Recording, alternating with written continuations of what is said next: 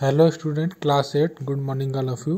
Today we will study chapter number 13, subject is MSc. MSc का chapter number 13 पढ़ेंगे. chapter का नाम है live in the present moment, यानी कि जो आपका वर्तमान क्षण है, जो इस समय चल रहा उसी में हमें जीना चाहिए. ज़्यादा भविष्य के बारे में या जो बीत चुका है उसके बारे में हमें सोचना नहीं चाहिए. जो बीत गया उसको हम वापस नहीं ला सकते, और अगर हम बीते हुए समय के बारे में ही सोचते रहेंगे तो अपना भविष्य भी खराब करेंगे और अपना जो प्रेजेंट समय चल रहा है उसको भी खराब करेंगे. इसलिए जो प्रेजेंट समय है, जो वर्तमान समय है, उसमें हमें मेहनत करनी चाहिए और उसी में ही जीना चाहिए, उसका आनंद लेना चाहिए. So let's we start.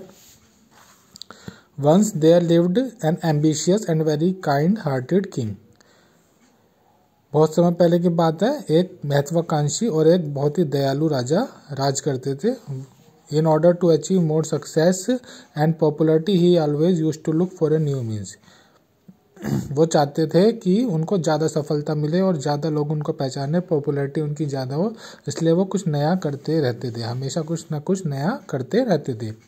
At last, he came to a conclusion that if he get the answer of 3 questions, he would certainly achieve success and popularity. आखिर में वो इस रिजल्ट पर पहुँचे, इस निष्कर्ष पर पहुँचे कि अगर उन जीवन में उन्हें इन 3 क्वेश्चंस के आंसर मिल गए तो वो बहुत सारी सफलता और बहुत सारी पॉपुलैरिटी प्राप्त कर लेंगे.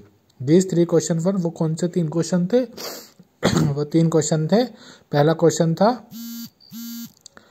Who are the people who he needs the most. वह कौन लोग हैं जिनकी उसको राजा को बहुत ज़्यादा आवश्यकता है. वो कौन से लोग हैं जिनका हमें जीवन में सबसे ज़्यादा महत्वपूर्ण है, जो हमारे जीवन में सबसे ज़्यादा महत्वपूर्ण साबित हो सकते हैं, हमारे लिए बहुत ज़रूरी हो सकते हैं. वो कौन लोग हैं? What is the most important affair. सबसे दुनिया में सबसे ज़रूरी कार्य क्या है? How can do the right thing at the right time. और मैं सही समय पर सही कार्य कैसे करूं. यानी कि वो इन 3 क्वेश्चन वो चाहते थे, ये इन 3 क्वेश्चन का आंसर उन्हें मिल जाए तो वो दुनिया में सफलता भी प्राप्त कर लेंगे और उनकी पॉपुलैरिटी भी बहुत बढ़ जाएगी. कौन से 3 क्वेश्चन थे? पहला क्वेश्चन था कि उनके लिए सबसे महत्वपूर्ण लोग कौन से साबित हो सकते हैं. दूसरा क्वेश्चन था कि सबसे इम्पोर्टेंट काम दुनिया में क्या उनके लिए हो सकता है. तीसरा कि वो सही समय पर सही कार्य किस प्रकार करें. The king sent messengers throughout his kingdom. A big amount of money was declared to be rewarded whoever would answer these questions. अब राजा ने ये तीनों क्वेश्चन जब सोचे तो उन्होंने पूरे शहर में, पूरे राज्य में ये मैसेज भिजवा दिया कि जो भी इन 3 क्वेश्चन के आंसर बताएगा उसको राजा बहुत सारा इनाम देंगे. For the answer of the first question, some said that the king needed a council of wise men who would help him to act wisely at the proper time. पहले question के answer में लोगों ने उनसे कहा कि राजा को ऐसे लोगों का ग्रुप चाहिए, ऐसे बुद्धिमान लोगों का ग्रुप चाहिए जो उनको सही समय पे सही एडवाइस दे सके, सही सलाह दे सके. While some others said that there was something which could be urgent. उन्होंने कहा, जबकि कुछ दूसरे लोगों ने कहा कि राजा के पास जादूगर होने चाहिए, मतलब मैजिशियन होने चाहिए जो सही समय पर सही कार्य कर सकें. अर्जेंसी में मतलब जब जरूरत पड़े तो वो आसानी से वो कार्य पूरा कर सके. For such thing he would not wait for the decision of the council further in order to decide the right time to do right thing. It is essential to look into the future. और जो जादूगर होते हैं वो भविष्य में भी देख सकते हैं कि भविष्य में क्या सही है क्या गलत है, तो वो भविष्य में देख के राजा को सही निर्णय देंगे. तो इसलिए राजा के पास जादूगर होने चाहिए. पहले कुछ लोगों ने कहा कि उनके पास ग्रुप होना चाहिए बुद्धिमान लोगों का. दूसरों ने कहा कि उनके पास मैजिशियन होने चाहिए, and only magician could do that. Therefore the king should have some expert magician with him. Some of them said that the counselor plays significant role to make the king successful and popular. कुछ ने कहा कि राजा के पास counsellor होने चाहिए. Counsellor वो लोग होते हैं जो सही सलाह देते हैं, किसी भी कार्य को करने से पहले क्या सही है क्या गलत है उस कार्य के बारे में बताते हैं. तो उन्होंने कहा कि राजा के पास काउंसलर होने चाहिए. Some recommended for the priest. कुछ ने कहा इनके पास पुजारी होने चाहिए. Some for doctor. कुछ ने कहा इनके पास वैद्य होने चाहिए, चिकित्सक होने चाहिए जो बीमारी का इलाज कर सकें. Some other said that his soldier were the most necessary. कुछ ने कहा कि सैनिक राज्य के लिए बहुत जरूरी है, क्योंकि राज्य का पहला क्वेश्चन था हमारे लिए वह कौन लोग हैं जो हमारे लिए सबसे ज़्यादा जरूरी है। तो किसी ने कहा कि आप पुजारी रख लीजिए, किसी ने कहा बुद्धिमान लोगों का ग्रुप रख लीजिए, किसी ने कहा जादूगर रख लीजिए, किसी ने सैनिक, तो किसी ने डॉक्टर के बारे में उन्हें बताया। A number of wise man visited the place but their answer could not satisfy the king so he gave no reward. अब बहुत सारे बुद्धिमान लोग उसके दरबार में आते और उसको उन 3 क्वेश्चन का आंसर देते, लेकिन राजा को उनमें से कोई सा भी आंसर समझ में नहीं आता, ना ही उसको वो सेटिस्फाई होता, उनके आंसर से संतुष्ट नहीं होता था, इसलिए वो किसी को भी वो अवार्ड जो उन्होंने घोषणा कर रखी थी वो नहीं दे रहा था। Finally, he decided to seek the advice of a hermit who was regarded to be the most wise person. आखिर में उसने ये डिसाइड किया कि वो एक संत से मिलेंगे। हर्मिट संत को बोलते हैं, साधु को बोलते हैं। वो एक साधु से मिलेंगे जिसको कहा जाता है कि वो बहुत ही ज़्यादा बुद्धिमान है, तो उसने उनके पास जाने का निर्णय लिया। Hermit who lived in hut did not used to meet rich people. He only used to meet poor and simple people. जो संत था वो एक झोपड़ी में रहता था और अमीर लोगों से नहीं मिलता था, वो केवल गरीब लोगों से और साधारण लोगों से मिलता था। So the king put an ordinary cloth and left to meet him. इसलिए जो राजा होता है वो साधारण कपड़े पहन लेता है और उनसे मिलने के लिए जाता है। Before he reached the hermit's hut the king left his horse with his bodyguard and went alone to him.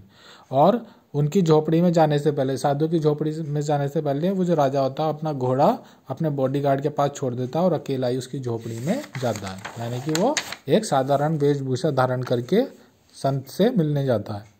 When the king came near the hermit's hut, he saw the hermit digging the ground in the front of his hut. The hermit saw the king and continued digging. The hermit was old and weak, so while digging the ground he was gasping for breath. अब जब राजा साधु के झोपड़ी में जाता है, साधु के पास जाता है, तो वो देखता है कि जो साधु होता है वो जमीन में एक गड्ढा खोद रहा होता है, अपनी झोपड़ी के पास एक जमीन में गड्ढा खोद रहा होता है। The hermit saw the king and continued digging. जो साधु होता है वो राजा की तरफ देखता है और फिर अपना काम करने लगता है, यानी कि फिर से गड्ढा खोदने लगता है। जो the hermit was old and weak. जो साधु था वो बहुत ही बूढ़ा हो चुका था और कमजोर था, इसलिए जब वो गड्ढा खोद रहा था तो फिर उसकी सांस फूलने लगती है, कमजोरी की वजह से उसको सांस फूलने लगती है। The king went to the hermit and said, I have come to you to get the answer of 3 questions, which are, how can I learn to do the right thing at the right time, who are the people I need the most, and which affair are the most important. तो जो राजा होता है वो संत के पास जाता है और उससे कहता है कि महात्मा, मैं आपसे मिलने आया और मैं आपके पास इसलिए आया हूँ क्योंकि मुझे 3 सवालों के जवाब आपसे प्राप्त करने हैं। वो तीनों सवाल दोहरा देता है कि मुझे ये पता करना है कि सही कार्य को सही समय पे कैसे करूं और मेरे लिए और हमारे लिए सही लोग कौन से हैं। और तीसरा जो क्वेश्चन था वो था कि इस दुनिया में सबसे इम्पोर्टेंट काम कौन सा है। The hermit listen to the king but did not give any response. He kept on digging. You are tired, said the king. Please give me your spade and let me dig for you. जो साधु होता है उसका तीनों question सुनता है लेकिन कोई भी जवाब नहीं देता और फिर दोबारा से जमीन खोदने लगता है। अब क्योंकि साधु थक चुका होता है, हाफ रहा होता है, तो जो राजा होता है वो उससे कहता है कि मैं आपकी हेल्प कर दूं, लाइए मुझे दीजिए। और वो उससे खोदने का जो फावड़ा होता है, स्पेड जो होता है वो ले लेता है और फिर वो राजा जो होता है वो जमीन खोदने लगता है। Thanks, said the hermit. Give the king his spade. Then he sat down on the ground. After some time he stopped and repeated his question. The hermit gave no answer but stood up, stretching out his hand for the spade. He said, now you rest and let me work. तो जो hermit होता है, जो साधु होता है, वो उससे कहता है धन्यवाद और वापस जाके एक जगह बैठ जाता है।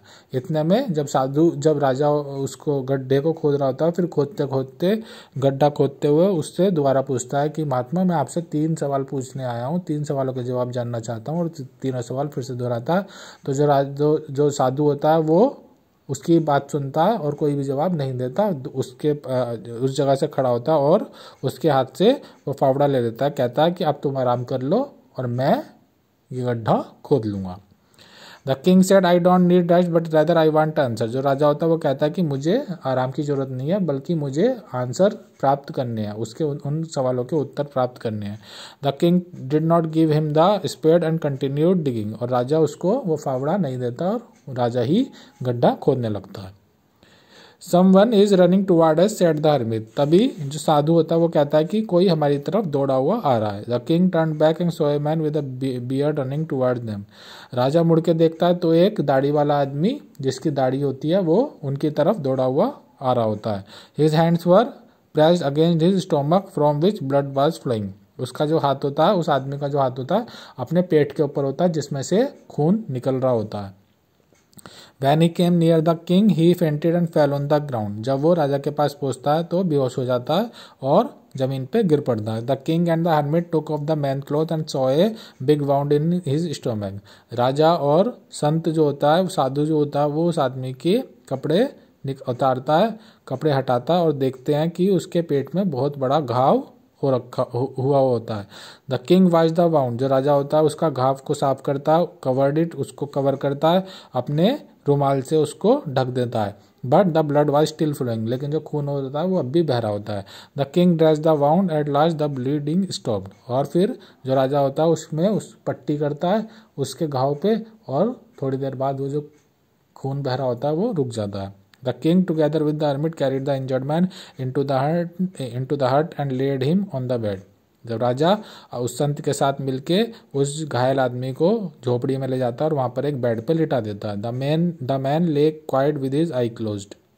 जो आदमी होता है वो अपनी आंखें बंद कर लेता है। The king, tired by his work and the work he had done, lay down on the floor and slept the whole night. अब जो राजा होता है वो भी थक चुका होता है क्योंकि वो चल के आया होता है उस साधु के पास और सारा दिन उसने काम किया होता है, तो वो थक जाता है और वो भी वहां पर लेट जाता है और सारी रात सोता है। In the morning when the man with the beard walk up and saw the king, he said in a weak voice, you are a great man, please forgive me. अब अगली सुबह जब वो राजा उठता है तो उसके साथ ही जो दाढ़ी वाला आदमी होता है वो उठता है और धीमी आवाज में उससे कहता है कि तुम एक अच्छे इंसान हो। राजा से कहता है तुम एक अच्छे इंसान हो और आप मुझे माफ कर दीजिए। For what should I forgive आज द किंग। जो राजा होता है वो उससे कहता है कि मैं तुम्हें क्यों माफ कर दूं, किस बात के लिए माफ कर दूं। You do not know me but I know. वो तो जो दाढ़ी वाला आदमी होता है, बियर्ड मैन, वो उससे राजा से कहता है कि तुम मुझे नहीं जानते लेकिन मैं तुम्हें जानता हूँ। I am your enemy who wanted to kill you because you put my brother to death and seized my property. वो कहता है कि तुम मुझे नहीं जानते लेकिन मैं तुम्हें जानता हूँ, मैं तुम्हारा दुश्मन हूँ और मैं तुम्हें मारना चाहता था क्योंकि तुमने मेरे भाई को मारा था और उससे हमारी सारी प्रॉपर्टी छीन ली थी। I knew you had came alone to see the hermit and I had plan to kill you on your way back home. मैं जानता था कि तुम साधु से अकेले मिलने आओगे और मेरा ये प्लान था कि जब तुम वापस जा रहे होगे तो मैं तुम्हें मार दूंगा। But the day passed you did not return. लेकिन जैसे जैसे दिन गुजरता गया तुम वापस नहीं आए। सो आई केम हियर, इसलिए मैं यहाँ पर आ गया। But your bodyguard recognize me and attack me. लेकिन जो तुम्हारे सैनिक थे उसने मुझे पहचान लिया और मेरे पे अटैक कर दिया। आई एस्केप फ्रॉम हिम, मैं उनसे बचता हुआ आया। I must have died if you had not dressed my wound. और मैं मर चुका होता अगर तुम मेरे घाव को उस पर मरहम पट्टी ना करते, उसको साफ ना करते। I wish to kill you and you have saved my life. मैं तुम्हें मारना चाहता था लेकिन तुमने ही मेरी जान बचाई। You are indeed a great man, इसलिए तुम एक बहुत ही महान आदमी हो, इंसान हो। You are like a god for me, तुम मेरे लिए भगवान की तरह हो। If I live I will serve you as your most faithful servant and I will order my sons to do the same. वो कहता है अगर मैं जिंदा रहा तो मैं पूरी जिंदगी तुम्हारा एक वफादार नौकर बन के रहूंगा और अपने आने वाले बच्चों को भी यही करने की सलाह दूंगा। तो वो उससे माफ़ी मांगता और कहता है कि मैं तुम्हारा दुश्मन था, तुम्हें मारने आ रहा होता क्योंकि मुझे पता होता कि तुम साधु से अकेले मिलने आओगे और जब तुम वापस जा रहे होंगे तो मैं तुम्हें मार देता। लेकिन जो तुम्हारे सैनिक थे उसने मुझे पहचान लिया और मुझे घायल कर दिया। अगर तुम मुझे नहीं बचाते तो मैं अब तक मर चुका होता। और इसलिए तुम मेरे लिए भगवान की तरह और मैं पूरे जीवन तुम्हारी एक वफादार नौकर की तरह सेवा करूंगा और अपने आने वाले बच्चों को भी यही करने के लिए सलाह दूंगा। The king was happy to make peace with his enemy so easily. जो राजा था वो बड़ा खुश हो जाता कि उसने अपने दुश्मन को आसानी से उसको शांत कर लिया, उसको दोस्त बना लिया। He not only forgive him but also promised him to give back his property. उसने उससे प्रॉमिस किया कि न केवल मैं तुम्हें माफ करूंगा बल्कि मैं तुम्हारी प्रॉपर्टी भी तुम्हें वापस कर दूंगा। Before leaving the king went to the hermit and requested him to give answer to his question. अब राजा ने वापस जाने से पहले साधु के पास जाके दोबारा से रिक्वेस्ट की कि आप मुझे उन 3 सवालों का जवाब जरूर दे दीजिए। The hermit replied you have already been answer. जो साधु होता है वो कहता है कि तुम्हें पहले से ही वो तीनों आंसर मिल चुके हैं। How have I been answered, आज द किंग। राजा कहता है कि कौन से जवाब मिल चुके हैं, मुझे नहीं पता। The hermit replied, if you had not pitied my weakness yesterday and had not dug for me, you would have left for the place। वो कहता, hermit जो साधु होता है वो कहता है कि अगर तुम्हें मुझे गड्ढा खोदते हुए देखकर, मेरी थकान देख के मुझ पर दया नहीं आती तो तुम मेरे हाथ से वो फावड़ा नहीं लेते और मेरा काम नहीं कर रहे होते, वो गड्ढा खोदने का काम नहीं कर रहे होते और तुम यहाँ नहीं रुकते, और जब वापस जा रहे होते तो तुम मारे जाते।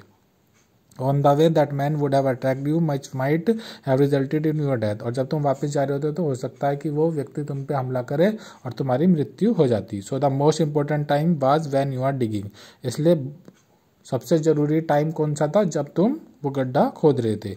Helping me in the digging the ground was your most important business. और मेरी मदद करना उस वक्त तुम्हारा सबसे जरूरी काम था।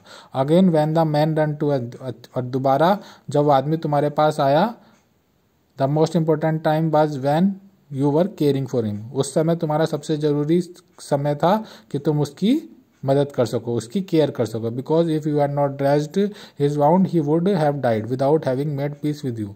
और क्योंकि अगर तुम उसकी मरहम पट्टी, उसका घाव को साफ नहीं करते तो वो मर चुका होता। So he was the most important man. इसलिए वो तुम्हारे लिए उस समय बहुत ही जरूरी था। And what you did for him as was your most important affair. और जो तुमने उसके लिए करा वो उस समय तुम्हारा सबसे जरूरी काम था। यानी कि कहने का मतलब, जो प्रेजेंट में चल रहा है वो हमारा सबसे जरूरी समय है। जो प्रेजेंट में हम काम कर रहे हैं, वर्तमान में जो काम कर रहे हैं, वो हमारा सबसे जरूरी काम है। और जिस व्यक्ति के साथ हम वो वर्तमान समय, प्रेजेंट समय को हम जी रहे हैं, वही हमारे लिए सबसे जरूरी व्यक्ति है। Always keep in mind that there is only one time that is the most important and that is present time, present moment. वो कहता है हमेशा एक बात दिमाग में रखना कि हमारे लिए सबसे जरूरी समय वो है जो हमारा वर्तमान समय है। जो इस समय चल रहा है वही हमारे लिए सबसे जरूरी है, उसी में हमें सबसे जरूरी काम करने चाहिए। It is the most important time because no one knows what will happen in the future. और ये इसलिए जरूरी समय है क्योंकि हम नहीं जानते कि हमारे साथ भविष्य में क्या होने वाला है। सेकंड क्वेश्चन का आंसर था the most important person is the person you are with at that particular moment. और तुम्हारे लिए सबसे जरूरी व्यक्ति वो है जो उस समय तुम्हारे साथ हो, जो प्रेजेंट समय में, वर्तमान समय में जो व्यक्ति तुम्हारे साथ है वही तुम्हारे लिए सबसे जरूरी व्यक्ति है। तीसरा क्वेश्चन का आंसर था the most important business is to do good not only for our self but for other. और सबसे जरूरी काम वो है कि आप वो कार्य दूसरे के लिए करें, ना कि अपने लिए। आप वर्तमान समय में जिए, वर्तमान समय में इस समय जो आपके साथ व्यक्ति है उसके लिए जिए, उसके साथ कार्य करें, और जो कार्य आप कर रहे हैं वो हमेशा दूसरे की भलाई के लिए होना चाहिए, ना कि अपने लिए। तो ये तीनों क्वेश्चंस के आंसर थे जो साधु उस राजा को बताता है। So moral of the story is, कहानी से सीख क्या मिली? Always think to do better in the present time. हमेशा जो वर्तमान समय है उसमें अच्छा करने की कोशिश करनी चाहिए, कभी भी फ्यूचर, भविष्य के लिए, और जो बीत गया समय, भूतकाल के लिए हमें ना चिंतित होना चाहिए, ना ही उस पर कोई अपना समय नष्ट करना चाहिए। जो हमारा प्रेजेंट समय चल रहा है उसी को अच्छी तरह, उसी को खुशी खुशी और उसी को आनंद लेते हुए हमें वो समय जीना चाहिए।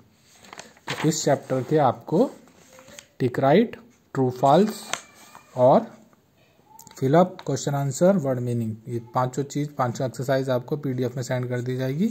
ये आप अपनी नोटबुक में करेंगे। Thank you, have a nice day.